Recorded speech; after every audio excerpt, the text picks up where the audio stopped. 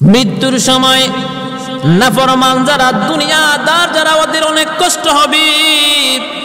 আল্লামা Jalaluddin সৈয়দী রহমাতুল্লাহ আলাইহি তিনি একটি কিতাবের ভিতরে লিখছেন, মরণের সময় নাফরমানকে 500 গজবের ফেরেশতা তাকে চাপ দিয়া ধরে। 500 গজবের ফেরেশতা চাপ দিয়া ধরে।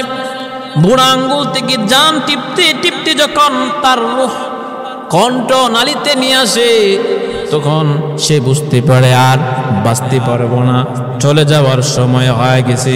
ওই সময় দুনিয়াতে থাকতে কত বাদরি বিপদে পড়ে গেলে অর্ডার দিত এমপি মন্ত্রীকে আমাকে আপনি বাঁচান, মা বাবাকে বলতো, চাচাকে বলতো, বন্ধুকে বলতো আমারে বাঁচান। অসুস্থ হয়ে গেলে ডাক্তার কবিরাজের কাছে যাইতো, কিন্তু মরণের সময় আজরাইল টিপতে টিপতে ফেরেশতারা যখন জান কণ্ঠতে নিয়ে আসি, ওই সময় ফেরেশতা হতে পারে।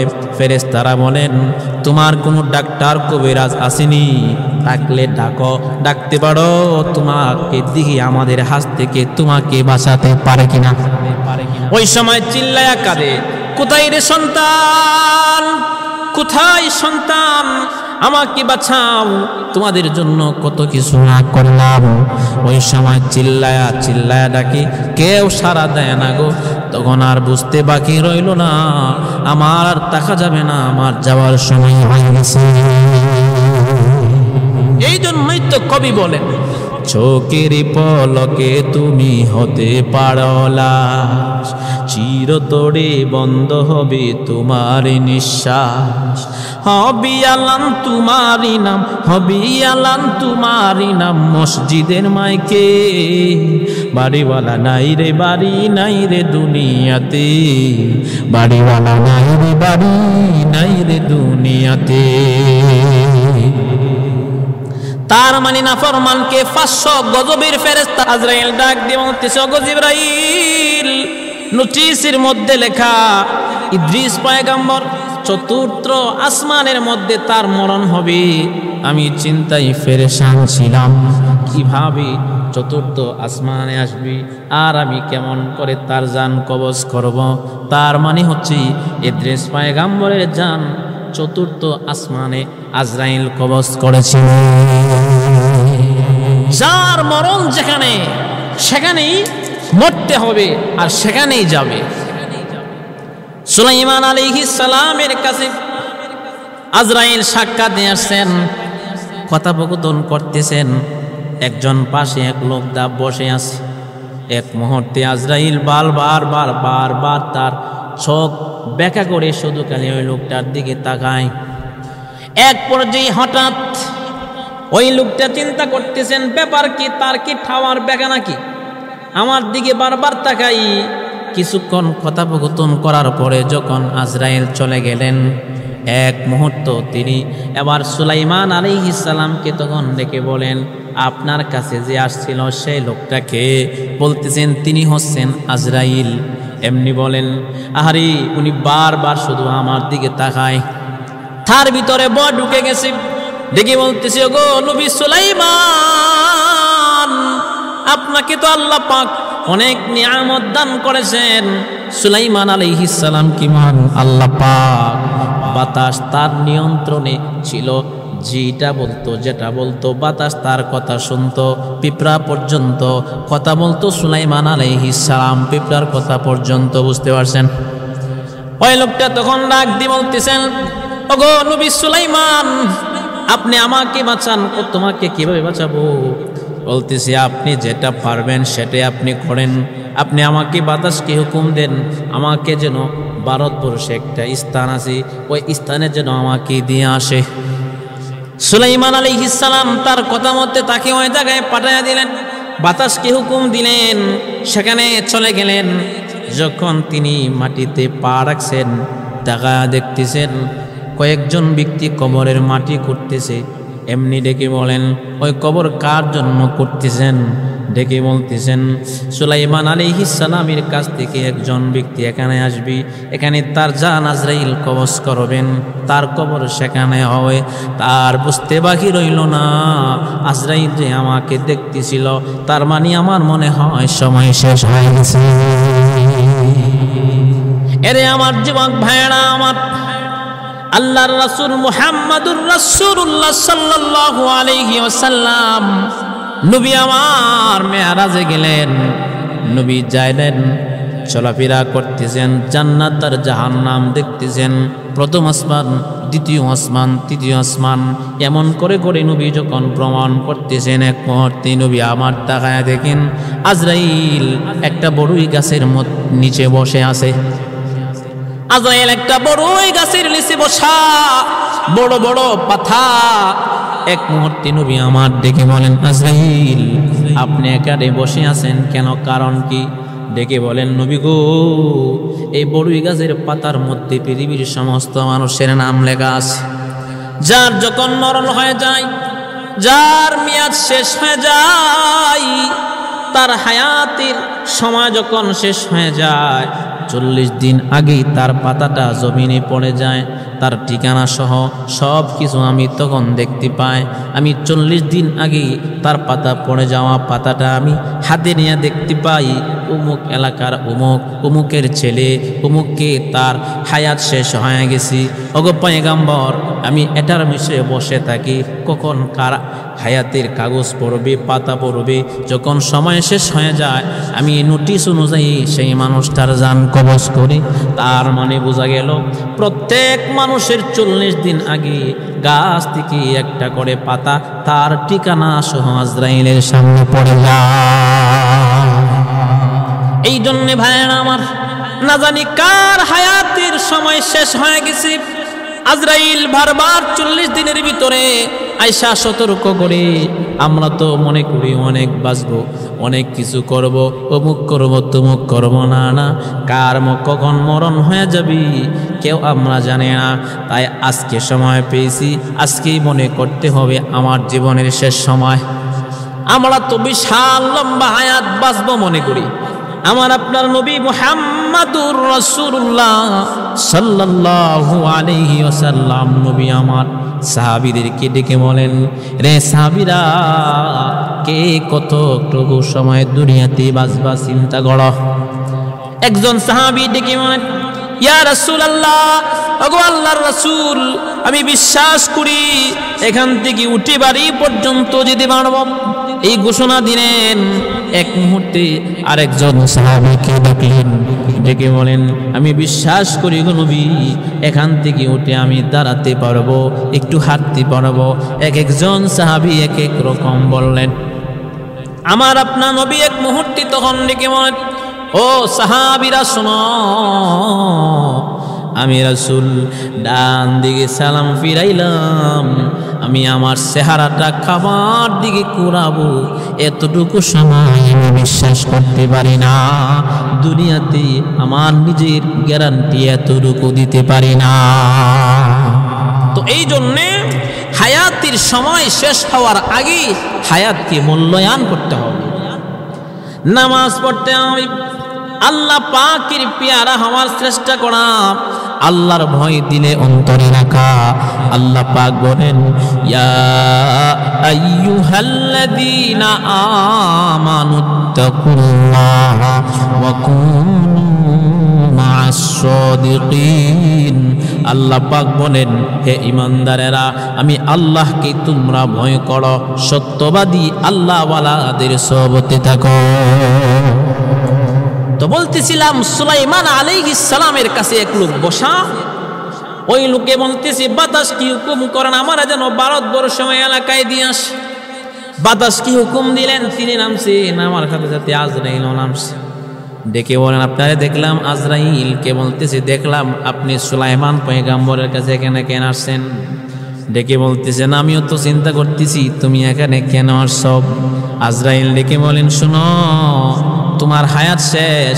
আমি যখন কথা বলতেছিলাম কিছুক্ষণ পরে তোমার হায়াত শেষ, অমুক জায়গায় তোমার হায়াত শেষ হয়েছে, তোমার মরণ হবে। আমি চিন্তাই ছিলাম, তোমাকে আমি সুলাইমান পয়গম্বরের পাশে দেখলাম, তাই বারবার তোমার দিকে আমি চোখ আর করে তাকায়া আর আমি নোটিশ মনে মনে দেখতেছিলাম। ডেকে বলেন, এখন তুমি প্রস্তুত হয়ে যাও, তোমার মরণ হবে। ওই অবস্থায় তার মরণ হয়ে গেছে। এই জন্য ভাইরে, কখন কার মরণ কেউ জানে না। মৃত্যুর জন্য প্রত্যেকে প্রস্তুত প্রস্তুত হতে হবে। তো আমাদের প্রত্যেকেরই স্বপ্ন যে ভালো মরণ যেন আমার হয়। ভালো মরণ যদি আমরা চাই তাহলে কি করতে হবে? আল্লাহর ভয় দিলে থাকতে হবে। আল্লাহকে কিভাবে পাওয়া যাবে সেই সন্ধান থাকতে হবে। দেখেন, চিন্তা করে আজকে আমরা সেই চিন্তারত করি না। ধনীকে বলি কি, খাও দাও ফুর্তি করো, দুনিয়াটা মস্ত বড়, আগামীকাল বাঁচবা কিনা চিন্তা করো। অনেকে দুনিয়ার চিন্তা, দুনিয়ার পেরেশানি, টাকা হইলে কই কি আরো লাগবে, 1 লাখ হয়েছে কো আর 1 লাখ লাগবে, 3 লাখ হয়েছে কো 4 লাখ লাগবে, এত এত টাকা লাগবে। তাই তো আজকে অনেকে দেখবেন জনগণের টাকা মেরে খায়, কোটি কোটি হাজার হাজার কোটি টাকা। তার মানে যে ব্যক্তি দুনিয়ার জন্য পাগল, দুনিয়ার উত্তর দক্ষিণ পূর্ব পশ্চিম সব কিছুর মালিক হয়ে গেলেও তার পেট ভরবে না। তাই তো আল্লাহর রাসূল বলেন, আমার উম্মতি মুহাম্মাদির মধ্যে কিছু মানুষ আছে তাদের পেট কবরের মাটি সারা ভরবে না।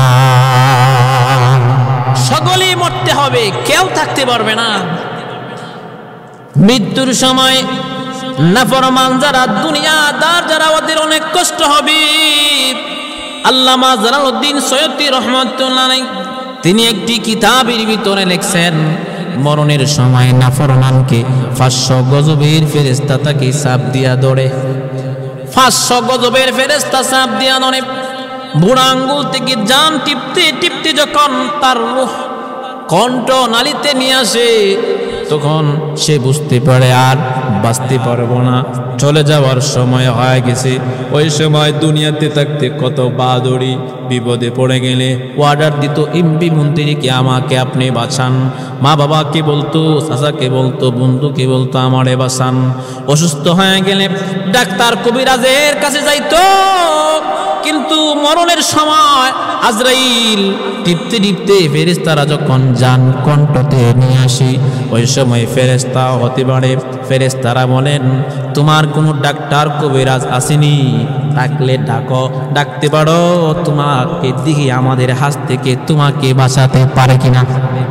ওই সময় চিল্লায়া কাঁদে, কোথায় রে সন্তান, কোথায় সন্তান, আমাকে বাঁচাও, তোমাদের জন্য কত কিছু না করলাম। ওই সময় চিল্লায়া চিল্লায়া ডাকি, কেউ সাড়া দেয় না গো।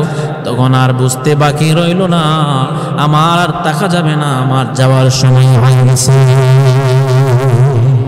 এই জন্যই তো কবি বলেন, চোখের পলকে তুমি হতে পারো লাশ, চিরতরে বন্ধ হবে তোমার নিঃশ্বাস।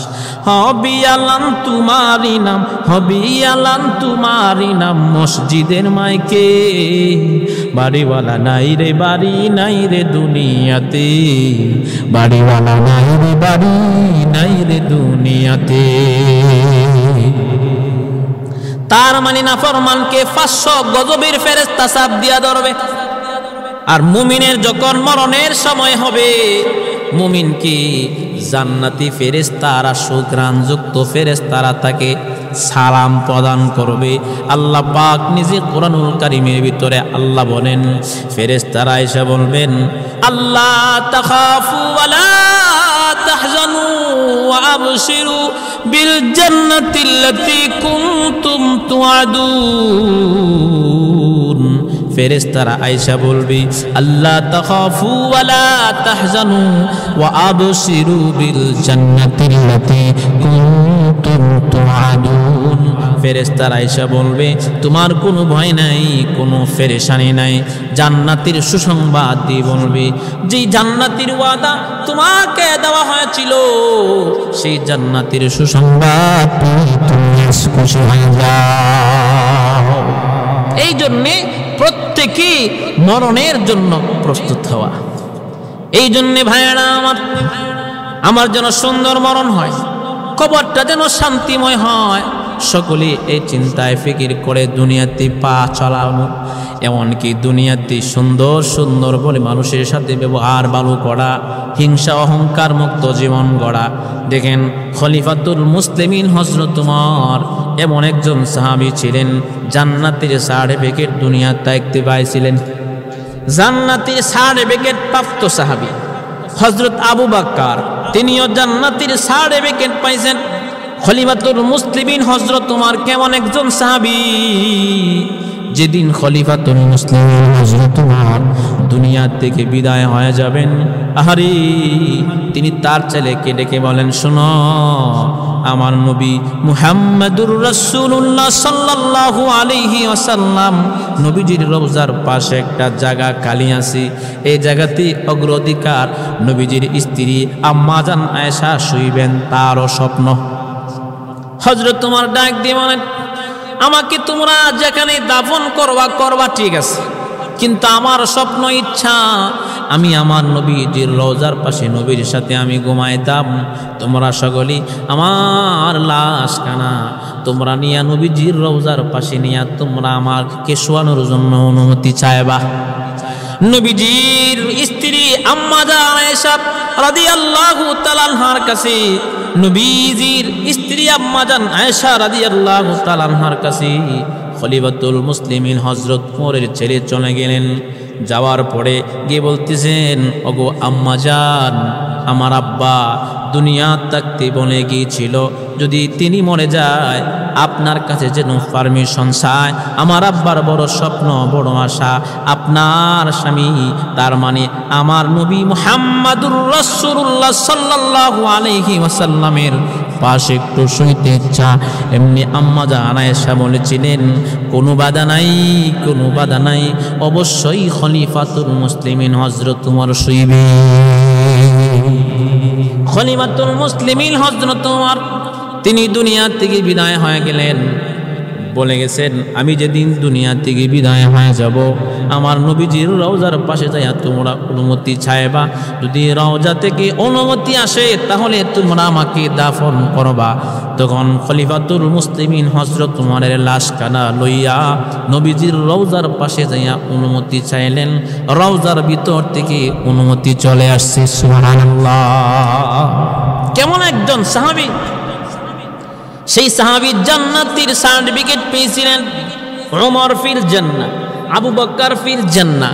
সেই সাহাবী এত দামি হওয়ার পরেও মরণের ভয়, এমনকি কবরের ভয়, খলিফাতুল মুসলিমিন হযরত ওমরকে যখন কবরে রাখা হলো, ফেরেশতারা এসে বলেন, মার রব্বুকা, আল্লাহর রাসূল সাল্লাল্লাহু আলাইহি ওয়াসাল্লাম নবীজির রওজার পাশে তো হযরত ওমর শুয়ে আছে। ফেরেশতারা এসে বলতেছেন, মার রব্বুকা, খলিফাতুল মুসলিমিন হযরত ওমর উল্টা জিগাই তোমার রবকে। তার মানে ফেরেশতারা এসে বলতেছেন, মার রব্বুকা, তোমার রব কি? খলিফাতুল মুসলিমিন হযরত ওমর উল্টা জিগাই তোমাদের রবকে। নূরুস সুদূর শহরে আহওয়ালিল কবর কিতাবের ভিতরে আল্লাহর পিয়ার একজন বান্দা লেখছেন, আমার আপনার নবী তখন ডেকে বলেন, এরে ফেরেশতারা, আমার ওমরকে তোমরা রব সম্পর্কে জিজ্ঞাসা করা লাগবে না, তোমরা যেমন রব চিনো আমার ওমরও তদুর রব চিনে। তার মানে খলিফাতুল মুসলিমিন হযরত ওমর এমন একজন সাহাবী ছিলেন, মরণের ভয়, এমনকি কবরের ভয় ছিল। মাঝে মাঝে বলতো, এরে ঘাস, মাঝে মাঝে কুকুরকে দেখে বলতো, কুকুর তুমি তো বেজাল মুক্ত কুকুর, তোমার কোনো পেরেশানি নাই, তোমার কোনো চিন্তা নেই। এই জন্য ভাইরা আমার, আপনাদের কাছে আহ্বান, মরণের আগে পবিত্র হওয়ার চেষ্টা করা, মৃত্যুর আগে পবিত্র মানুষ হয়ে কবরের দিন রওনা করা। কারণ কবরে যাওয়ার সময় পবিত্র হয়ে গেলে মানুষ দোয়া করতে থাকে। এই জন্য আল্লাহ পাক কোরআনুল কারীমের ভিতরে বলেন, যারা মুমিন, ফেরেশতারা এসে মরণের সময় ডেকে বলবে, আল্লাহ তাখাফু ওয়া লা তাহজানু ওয়া আবশিরু বিল জান্নাতিল্লাতী কুনতুম তুআদুন। ফেরেশতারা আয়েশা বলবে, তোমার কোনো চিন্তা নাই, তোমার কোনো পেরেশানি নাই। ওয়া আবশিরু বিল জান্নাতিল্লাতী কুনতুম তুআদুন, ফেরেশতারা ডেকে বলবে তোমার কোনো ভয় নাই, তোমার কোনো চিন্তা নাই, যে সুসংবাদ জান্নাতের ওয়াদা তোমাকে দেওয়া হয়েছিল সেই জান্নাতের সুসংবাদ পেয়ে তুমি আজ খুশি হয়ে যাও। শুধু কি থাই, ফেরেশতারা বলবে, কি বলবে? ফেরেশতারা বলবে নাহনু আউলিয়াউকুম ফিল হায়াতিদ দুনিয়া ওয়া ফিল আখিরাহ ওয়া লাকুম ফিহা মা তাস্তাহি আনফুসুকুম ওয়া লাকুম ফিহা মা তাদউন নুজুলাম মিন গফুরির রহিম। ফেরেশতারা এসে ডেকে বলবে দুনিয়াতে তোমাদের বন্ধু ছিলাম, দুনিয়াতে তোমাদের সাথী ছিলাম, কবরেও থাকবো। তার মানে বোঝা গেল কবরের ভিতরে ফেরেশতারাও থাকবেন। আয়েশা বলবেন নাহনু আউলিয়াউকুম ফিল হায়াতিদ দুনিয়া ওয়া ফিল আখিরাহ ওয়া লাকুম ফিহা মা তাস্তাহি আনফুসুকুম ওয়া লাকুম ফিহা মা তাদউন। জান্নাতের সুসংবাদ দিবে, বলবে এমন একটা জান্নাত তোমাদেরকে মহান আল্লাহ পাক তোমাকে দিচ্ছেন, যে জান্নাতের ভিতরে তুমি যা চাইবা আল্লাহ পাক তোমাকে তাই দিবে। একজন মানুষকে মহান আল্লাহ পাক জান্নাতে যাওয়ার পরে সব কিছু প্রদান করবেন, যদি সে দুনিয়া থেকে হতে পারে। দুনিয়া থেকে কাকে বলে? कभी सुख है कभी दुख है, यही नाम दुनिया है। कभी सुख है कभी दुख है, यही का नाम दुनिया। अभी क्या था अभी क्या है, यही दुनिया बदलती है। थार অর্থটা কি হবে? कभी सुख है कभी दुख है, यही का नाम दुनिया। এই দুনিয়াতে কখনো সুখ কখনো দুঃখ। আপনি অসুস্থ হয়ে গেছেন, ওষুধ খাচ্ছেন, কান্না করতেছেন, সুস্থ আছেন, আনন্দ করতেছেন, ব্যবসা করলো, লাভ হইল, আনন্দিত, খাস্তা হয়ে গেছে, লস হয়ে গেছি, কান্না করতেছেন, এটার নাম হইল দুনিয়া।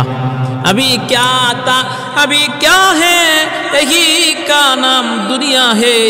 কোথায় ছিলাম, কোথায় আছি আমি, কে আহারে কোথায় ছিলাম, কোথায় আছি, এমন একদিন আসবে গু, এই দুনিয়া চিরদিনের জন্য ছেড়ে দিতে হবে। চিরদিন দুনিয়াতে থাকতে পারবো না, তাই দুনিয়া থেকে হইলে আল্লাহ পাকের সুসংবাদ আল্লাহর পক্ষ থেকে মুমিনের কাছে আল্লাহ প্রদান করবে। দুনিয়া থেকে কারণ যারা দুনিয়া থেকে হয়ে গেছে তাদের তো আল্লাহ পাক নিজে তাদের হয়ে গেছে। যারা দুনিয়া থেকে তাদের পিছনে দুনিয়াটা দৌড়ায়, যারা দুনিয়া থেকে তাদের জন্য দুনিয়ার মানুষ পাগল। যেমন আমাদের বুজুর্গ, আমার জীবনে বহু আমি দেখলাম, আমার জীবনে একটা দৃশ্য আমি দেখলাম, সেই দৃশ্যটা হইল আমাদের কত বুজুর্গরা দুনিয়া থেকে বিদায় হয়েছে। আমার মনে হয় রে, আসমান থেকে ফেরেশতারাও মনে হয় জানাজার মধ্যে অংশগ্রহণ করছে। করোনার সময় কেমন একটা হাল অবস্থা হয়ে গিয়েছিল। আমাদের উস্তাদ হযরত মাওলানা আল্লামা জুবাইর আহমদ আনসারী রহমতুল্লাহ আলাইহি, হুজুর এমন একজন সরল মনের মানুষ ছিল, হুজুর এমন একজন অহংকার মুক্ত মানুষ ছিল। এখন তো কিছু বক্তা আছে, একটু পড়ে উঠলে আরাম বেড়ে যায়, দেখবেন কাছে গিয়ে মুসাফা করবেন, দেখবেন তেমন ভালোভাবে ভাব নিয়ে তার সাথে কথাই বলা যায় না। আমার জীবনে বহুত এমন হয়েছে, দেখেছি মুসাফা করতে গেলাম, মুসাফা করা যায় না, হেরাম বেড়ে যায়। তার মানে সে মনে করে বাংলাদেশের ভিতরে মনে হয় আমি একজন বক্তা, আমার চাইতে আর কোনো বড় বক্তা নাই। এমনও বক্তা আছে দেখবেন কোনো সাইট নাই, অথচ বাংলাদেশের একজন প্রখ্যাত আলেম দিন, তার ব্যাপারে প্রশংসা আমি করতে পারবো ঘন্টার পর ঘন্টা, শেষ করা যাবে না। একদিন আমার মনে আছে, একদিন হুজুরকে নিয়ে খাবার খাইতে বসলাম। সিলভারের কলস, সিলভারের কলস, ছোট কলস দিয়া খাবার আনছেন, তরকারি আনছেন, আমরা সকলেই চিন্তা করলাম ব্যাপার কি। এখন তো বর্তমানে অনেক বক্তা আছে দেখবেন, সামনে 2 মিনিট 5 মিনিট হাইটা যায় না, আমি হাইটা গিয়া খাবার খাবো কেমনে, আমি হাইটা গিয়া খাবার খাইবো কেমনে। অথচ আমাদের অতীতে বুজুর্গরা এমন ছিলেন, কষ্ট করতেন, মানুষদেরকে কষ্ট দিতেন না। আমাদের একজন বুজুর্গ ছিলেন, কেউ দাওয়াত দিলে আগে তার বাড়িতে গিয়ে বসে থাকতেন, জিজ্ঞাসা করতো কেন এমন করেন কেন, এমন করতেছে যে আমার দাওয়াত দিছে এটাই তো বেশি কথা বলেন, কেউ বলেন। অথচ জুবায়ের আহমদ আনসারী সাহেব রাহমাতুল্লাহ আলাইহি হুজুর এমন একজন সরল মনের মানুষ ছিলেন, আপনি হুজুরের সাথে কথা বলবেন, ফ্রি মাইন্ড কথা বলেন, এটা কিছু আবদার করবেন, দোয়া নেবেন, ওপেনলি সব কিছু ক্লিয়ার। আর আজকে অনেকে বক্তা আছি দেখবেন রাস্তাঘাটে যায়, মুসাফা করতে যায়, দেখবেন আমগরে চিনে না, এমনকি কথাই বলতে চায় না। উনি একজন যে হয়েছে সে মনে করে আমি সবার চাইতে বড় হয়ে গেছি। না না, আমি আপনি বক্তা ছিলাম না, আজকে বক্তা হয়েছি। আমি আপনি আলেম ছিলাম না, আল্লাহ পাক আমাদেরকে আলেম বানাইছেন। আল্লাহর দয়া ছাড়া, আল্লাহর মায়া ছাড়া কেউ কোনো স্থান দখল করতে পারে না। এই জন্যে দুনিয়া থেকে হওয়া লাগবে আল্লাহ পাকের পিয়ারা বান্দাদের অন্তর্ভুক্ত হতে। বলতেছিলাম জুবায়ের আহমদ আনসারী সাহেব রাহমাতুল্লাহ আলাইহি হুজুরে দুনিয়া থেকে বিদায় হয়ে গেছেন। করোনার সময় এমন একটা হাল অবস্থা ছিল, হাইরে মানুষ বাহির হওয়া যাবে না, নিষেধ, মানুষ বাহির হতে পারবে না, একবারে কন্ট্রোল করে ফেলছে এলাকায়, কেউ বাহির হতে পারবে না, মাইক দিয়া ঘোষণা হয় নাই। অথচ হুজুরের জানাজার সময় কোথায় থেকে জানি ঠাক বড়ে বড়ে গাড়ি বড়ে বড়ে মানুষ এমনভাবে আসছে, জানাজার ময়দানে জায়গা দেওয়া যায় না। আমাদের কিশোরগঞ্জের বুজুর্গ দুনিয়ার থেকে বিদায় হয়ে গেছে। আল্লাহ পাক দেখেছি ছকে কত মানুষ তাদের জানাজায় অংশগ্রহণ করেছে। তার মানে যারা পবিত্র দিলমালা হয়ে যায়, দুনিয়ার থেকে হয়ে যায়, তাদের জানাজার মধ্যে আল্লাহ পাকের ফেরেশতারা অংশগ্রহণ করেন।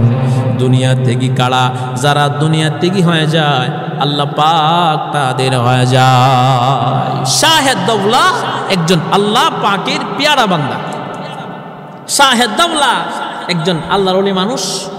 তো নদীর পাড়ে এলাকার মানুষ থাকে, নদীর পানির স্রোত বাঁধ সবগুলি ভেঙে ফেলতেছে। এলাকার মানুষ হুজুরের কাছে গেলেন, মুসিবত, হুজুরের কাছে গিয়ে বলতেছে হুজুর বিপদের সম্মুখীন হইলাম। কি হয়েছে? বলতেছি নদীর পানি স্রোতে আমাদের পাড়গুলি সব ভেঙে ফেলতেছে। তখন আমি কি করতে পারি হুজুর? আপনি একটু দোয়া করুন, আল্লাহ পাক যেন একটু আমাদের প্রতি যেন একটু দয়া মায়া করেন। এক পর্যায়ে হুজুর বলতেছেন ঠিক আছে চলো, হুজুরকে নিয়ে আস। নদীর পার ভাঙতেছে, নদীর পানে চলে গেলেন। হাইরে দুনিয়া থেকে কাকে বলে দেখেন, আল্লাহর ওলি শাহেদ দৌলা।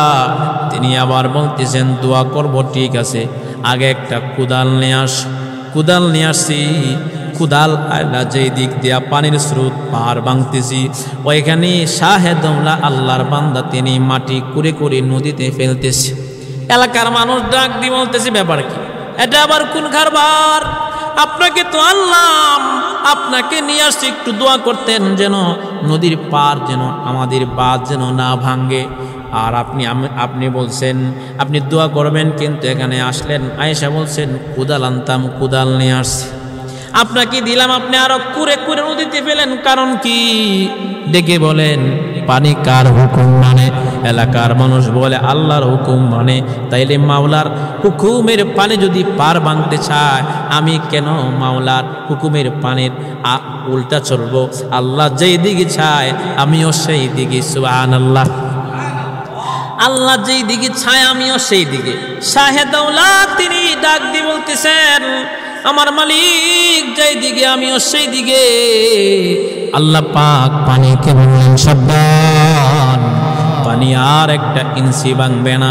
তার মানে যারা দুনিয়া থেকে হয়ে যায়, দুনিয়া তাদের হয়ে যায়, আর যারা দুনিয়া ত্যাগী হয়ে যায় আল্লাহ পাকও তাদের হয়ে যায়।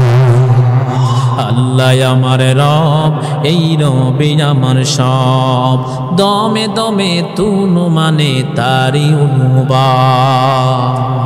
এই জন্য ভাইরা আমার, আপনাদের কাছে আহ্বান, প্রত্যেকটা প্রাণী মৃত্যুর স্বাদ ভোগ করতে হবে।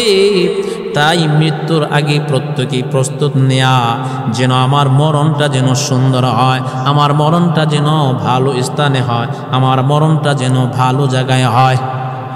তাই তো দেখবেন অনেক মানুষ দেখতে পায় আজকে অনেকে গান নিয়ে ব্যস্ত। আল্লাহর রাসূল বলেন, ক্বালান নবী সাল্লাল্লাহু আলাইহি ওয়াসাল্লাম, আল্লাহর নবী বলেন, তুহশারুনা কামা তামুতুনা ওয়া তামুতুনা কামা তুহয়াউনা। আমার আপনার নবী বলেন, যার মরণ, যার জীবন যেমনি চালায় তার মরণ এমনি হবে, যার মরণ যেমনি হবে তার হাসরও কিন্তু এইভাবে হবে। তাই মরণটা যেন ভালো হয় সেই প্রত্যাশা প্রত্যেকের দিলে থাকতে হবে। এই জন্য আল্লাহ পাক কোরআনুল কারীমের ভিতরে বলেন, আল্লা তাখাফু ওয়ালা তাহজানু ওয়াবশিরু বিল জান্নাতিল্লাতী কুনতুম তুআদুন। ফেরেশতারা এসে বলবে, আল্লাহ তাখাফু ওয়ালা তাহজানু, তোমার কোনো ভয় নাই, তোমার কোনো চিন্তা নাই। ওয়াবশিরু বিল জান্নাতিল্লাতী কুনতুম তুআদুন। আয়েশা ডেকে বলবে, যেই জান্নাতের ওয়াদা তোমাকে দেওয়া হতো সেই জান্নাতের সুসংবাদ পেয়ে তুমি আজ খুশি হয়ে যাও। আর নাফরমান যারা জান্নাতের সুসংবাদ শুনতে পাবে না, মুমিনের মরণ যখন হয়ে যাবে, আজরাইল জানটা যখন কবজ করে দিবেন, মুমিন অপেক্ষা করবে, তাড়াতাড়ি ডেকে বলবে, আমাকে কবরের দিকে নিয়ে যাও। আর নাফরমান বলবে, আমাকে তোমরা কবরের দিকে নিয়ে যাও না। নাফরমানকে যখন পানি দিয়া গোসল করাইবেন, বড়ই পাতার গরম পানি দিয়া হাত দিবে, হাত বোলাবে, বলবে, আমার দেহের মধ্যে আস্তে গনে ধরো, সব কিছু ভেঙে চুরমার করে দিয়েছি, রগগুলির কালেকশন চূর্ণ বিচূর্ণ করে দিয়েছি, চূর্ণ বিচূর্ণ করে দিয়েছি। তখন ডেকে বলবি, আমার দেহের মধ্যে তোমরা আস্তে করে ধরো, আমার দেহের মধ্যে আস্তে করে ধরো। আমার নবী মুহাম্মাদুর রাসূলুল্লাহ সাল্লাল্লাহু আলাইহি ওয়াসাল্লাম বলেন, নাফরমানের মরণের কষ্ট এমন হবে গো, নাফরমান একটা বকরি ছাগলের চামড়া টাইন নিয়ে আসিয়া ফেললে যেমন কষ্ট হবে, যেত অবস্থায় এর চাইতে একজন নাফরমানের মরণের সময় কষ্ট হবে, এর চাইতে বেশি একজন নাফরমানের মরণের সময় কষ্ট হবে। ওই সময় মুমিন যখন এই অবস্থায় দুনিয়া থেকে বিদায় হয়ে যায়, মুমিন তখন ডেকে বলবি, তাড়াতাড়ি আমাকে তোমরা গোসল করাও, তাড়াতাড়ি আমাকে তোমরা কবরের দিকে নিয়ে যাও, তাড়াতাড়ি তোমরা আমার কাপড়ের কাপড় পরাও, তাড়াতাড়ি গো আমাকে তোমরা কবরের দিকে নিয়ে যাও। কবরে যখন নিয়ে যাবি, যখন তাকে কবরে শোয়া দিবেন, আল্লাহ পাকের ফেরেশতারা আসবে, আয়েশা বলবেন, মার রব্বুকা। নাফরমান কায়েশা বলবে, মার রব্বুকা। নাফরমান ডেকে বলবে, লা আদরি, আমি জানি না, বলবে আমি জানি না। আয়েশা বলবে, লা আদরি, ডেকে বলবে, মার রব্বুকা, বলবে লা আদরি, আমি জানি না। আয়েশা বলবে, ওমা দীনুকা, বলবে লা আদরি, আমি জানি না। ওমান নবিয়ুকা, বলবে তোমার নবী কি, মুহাম্মদ সাল্লাল্লাহু আলাইহি ওয়াসাল্লাম সম্পর্কে বলবে, বলবে লা আদরি, আমি জানি না। আল্লাহ পাক বলবে, তার কবরটা কি জাহান্নামের একটা আকরা বানায়া দাও। আর মুমিনের যখন কবর যখন হয়ে যাবে, ফেরেশতারা এসে বলবেন, মার রব্বুকা। মুমিন তখন দিকে বলবি, রব্বি আল্লাহ, আমার রব হচ্ছে আল্লাহ, যিনি আসমানের মালিক, জমিনের মালিক, এই পৃথিবীর মালিক, আমার মালিক, মানুষের মালিক, সব কিছুর মালিক। রব্বিল আলামিন, তিনি হচ্ছেন সমস্ত পৃথিবীর পালনেওয়ালা। আমার জীবন তার জন্য কুরবান করতে পারি। এই জন্য আল্লাহ বলেন, বান্দার জীবনের সব কিছু আল্লাহর জন্য হবে। আয়েশা বলবে, আর রব্বুকা, বলবে রব্বি আল্লাহ। মুমিন বলবে, রব্বি আল্লাহ। ওমান ওমা দিনুকা, বলবে তোমার দিন কি? তখন ডেকে বলবে দিন আল ইসলাম, আমার ধর্ম হচ্ছে ইসলাম। আয়েশা ডাক দিয়ে বলবে ওমান নাবিয়ুকা, বলবে তোমার নবী কে? তাকে তুমি চেনোনি? ডেকে বলবে তিনি হচ্ছেন আমার নবী মুহাম্মাদুর রাসূলুল্লাহ সাল্লাল্লাহু আলাইহি ওয়াসাল্লাম। আজকে অনেকে আছে ক্ষমতার লোভে পড়ে আলেম ওলামাদেরকে কষ্ট দেয়, ক্ষমতার লোভে পড়ে আত্মীয়তা ছিন্ন করে, ক্ষমতার লোভে পড়ে ইসলামের বিরুদ্ধে কথা বলে, আবার তারা মুসলমান দাবি করে। কেমন মুসলমান তুমি, কেমন মুসলমান? ঠিক নি বলেন? কেমন মুসলমান তুমি, কেমন মুসলমান? নামাজের সাথে নাই পরিচয়, মানো না কুরআন। নামাজের সাথে নাই পরিচয়, মানো না কুরআন। কেমন মুসলমান, কেমন মুসলমান তুমি, কেমন মুসলমান? তুমি রমজান এলে রাখো না রোজা, দিনকে করো আগা, পয়সা করে নাই কো অভাব, দাও না তো যাকাত। আছে না অনেকে যাকাত চিনে না। তুমি রমজান এলে রাখো না রোজা, দিলকে করো আঘাত, পয়সা করে নাই তো অভাব, দাও না তো যাকাত। আছে না নাই? তুমি ইমানদারির দাবি করো, নেই তোমার ঈমান। তুমি ইমানদারির দাবি করো, নেই তোমার ঈমান।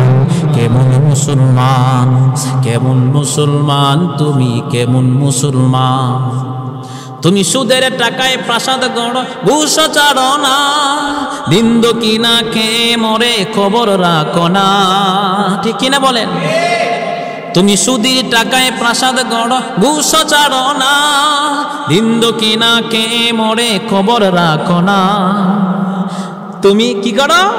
ঘুষকে বিচার করো সাজিয়া প্রদান। আছে না নাই?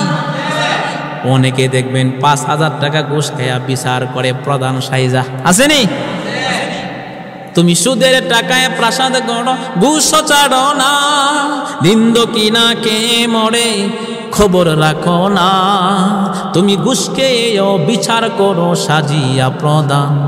কেমন মুসলমান, কেমন মুসলমান তুমি, কেমন মুসলমান? আপনারা বলেন কেমন মুসলমান তুমি, কেমন মুসলমান? নামাজের সাথে নাই পরিচয়, মানো না কুরআন।